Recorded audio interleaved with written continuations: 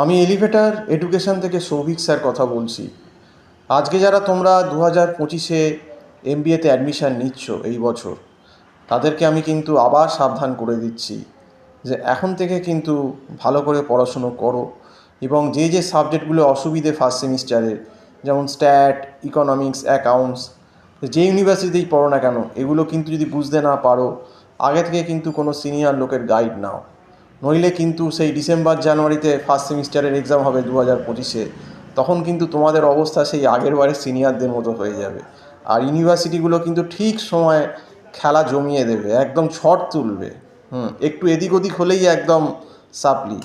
তো সেই জন্যেই বলছি যে এখন থেকেই বলে দিচ্ছি, অলরেডি মে মাস প্রায় শেষের পথে, আর বেশি দিন সময় নেই। আর মাঝখানে তো এসব দুর্গা পুজো, লক্ষ্মী পুজো, কালী পুজো, ভাইফোঁটা, অনেক কিছু অকেশান আছে, এতেও কয়েকদিন নষ্ট হবে। কাজেই সময় খুব কম। যদি বাঁচতে চাও, যদি ভালো রেজাল্ট করতে চাও, তাহলে কিন্তু আমি এটাই বলবো যে এখন থেকেই পড়ো, কারণ এমবিএ ফার্স্ট সেমের যা সিলেবাস, এখন থেকে না পড়লে পাস করতে পারবে না। তো আজকে এই অবধি বলেই শেষ করছি। সম্পূর্ণ ভিডিওটা দেখার জন্য অসংখ্য ধন্যবাদ। নমস্কার।